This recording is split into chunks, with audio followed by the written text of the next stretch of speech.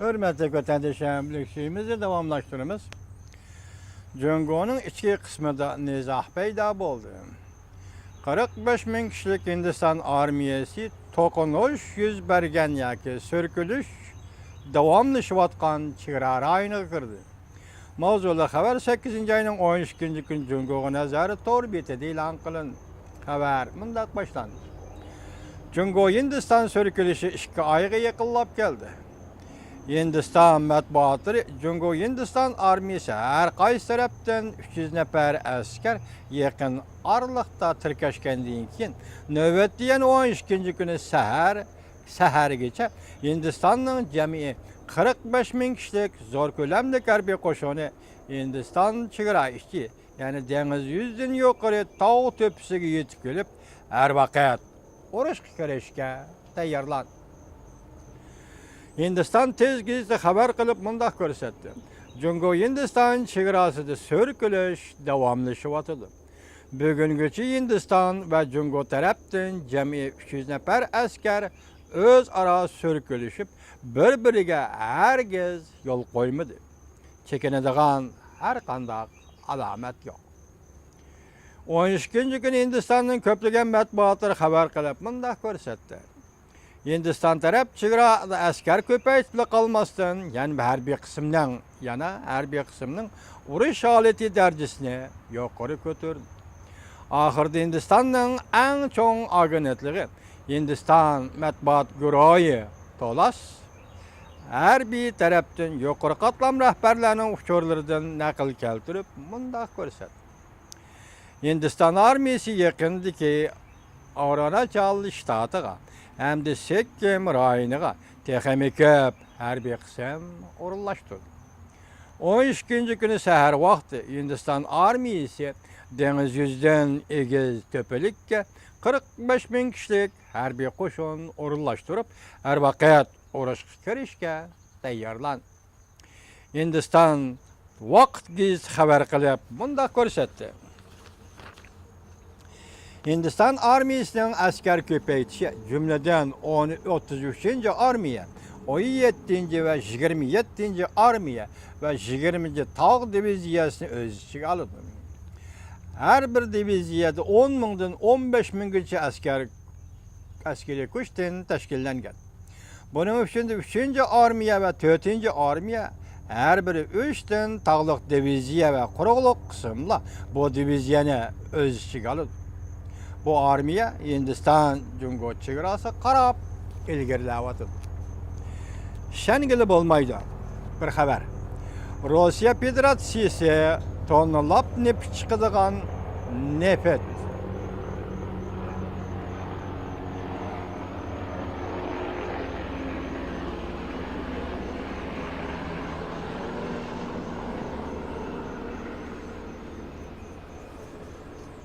bu turmuşdan bir tarafı hürmetli vatandaşım.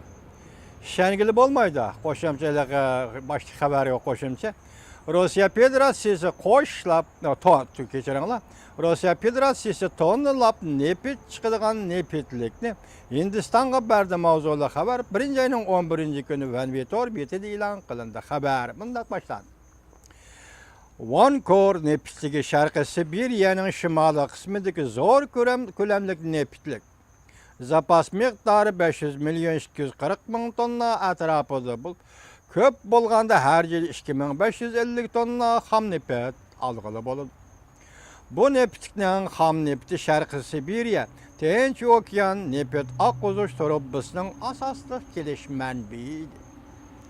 Vankor neftligi o'tgan 25 yil mobaynida ishlab chiqarish kirishtirilgan zo'r neftlik bo'lib, mustaqil tekshiruvchi organlarning qiyos qilishicha neftlikdan tekshirib bayqalgan tabiiy gaz zapisi 1 milliard 600 kub metrga barobar. Neft bahsi tushib ketgandan keyin Rossiya iqtisodiy ziyon ushirdi. Jungo Rossiyaga ishdan avval neft uchun pul yotqizib, ya'ni zakolat berib, Rossiyaga milliard dollar qarz berib, Rossiya iqtisodining qiyin o'tkaldan o'tib olishiga yordam qilgan edi. Jungo neft üçün pul verip Rossiyaga qiyin o'tkaldan o'tib olishi yordam qilgan edi.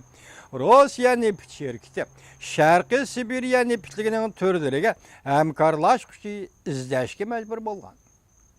Dastlabda Jungo neft şirketlari bu turda hamkorlashish sherik deb qaralgan, lekin oxirida mag'lubiyatla oxirlashdi. Şoň Rossiya növbəti Hindistan bilen strategik hamkorlik münasibeti ornatып, neftlik ihtiyacı zör bolgan Hindistan bilen şerikleşdi. Kısqası, neftlikni asli Jungoga bermekçi bolgan edi Rossiya Federatsiyasi hökümeti, lekin bugün Hindistan'a berdi. Jungoga bermekçi bolgan bu neftlik bilen bolgan savdo kelişimi mağlup boldy. Ma'nisi yo'q. Endilikdiki yana sizlarga o'tgankidek odatimiz bo'yicha ismdagi mavzular bilan tanishtiramiz. Mavzular tuvandikcha. 40 ming kishilik Hindiston armiyasi ajallik qurol bilan qurollanib Jungo chegarasiga to'plandi. Hindiston armiyasi urushga tayyorlandi. Mavzular to'g'ri filmi 8-oyning 13 kuni YouTube'da e'lon qilindi. Kompartiya qurilgan Igiztamni Kompartiya qurib olgan Igiztamni mana shundaq og'dirimiz.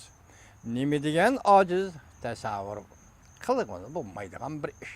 Bu degani hozir to'g'ri betlarga tam yasib oldi Jungo hukumatı, endi uni tezda og'dirimiz deydi. Shunda bir xabar keldi. Qandaq texnik chiqdi, buning mazmuni bilan xabardor bo'lamidi. Hindiston televiziya stansiyasi Hindistonning chegarasi, ya'ni askar ko'paytganligini oshkorladi. 33-armiya Hindiston Jungo chegarasiga qarab yo'lga chiqdi. Mavzuliq to'g'ri filmi 8-oyning 13 kuni YouTube'da e'lon qilindi. Hindistonda to'rdashlar suratga olgan zo'r bir turkum harbiy mashinalarni va harbiy lavozmat buyumlarini qochilgan poyezdning Hindiston Jungo chegarasiga qarab yo'lga chiqqanligi ko'rsatildi. Mavzuliq to'g'ri filmi 8-oyning 13 kuni YouTube'da e'lon qilindi. Jungo iqtisodining gumron bo'lishi balkim Shandong o'lkasidan boshlanadi. Davlat egiligidagi shirkatlar va banklar gumron bo'lishga boshladi.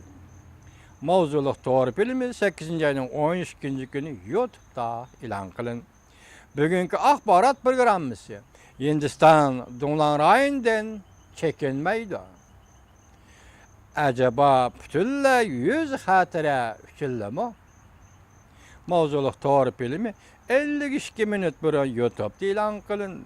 Demak, Hindistonning atalmış chekinish va yoki chekinmasligi to'g'risidagi xabarlarga oid 100 xotira uchun degan gapdan qaraganda Hindistonning chegaraga to'planishi qandaqdir davlat yoki qandaqdir bir doiraning o'z xotiri qilmasligi masalasi emas. Bu yerda intayin zo'r strategik maqsad bor demoqchi bo'lyapti.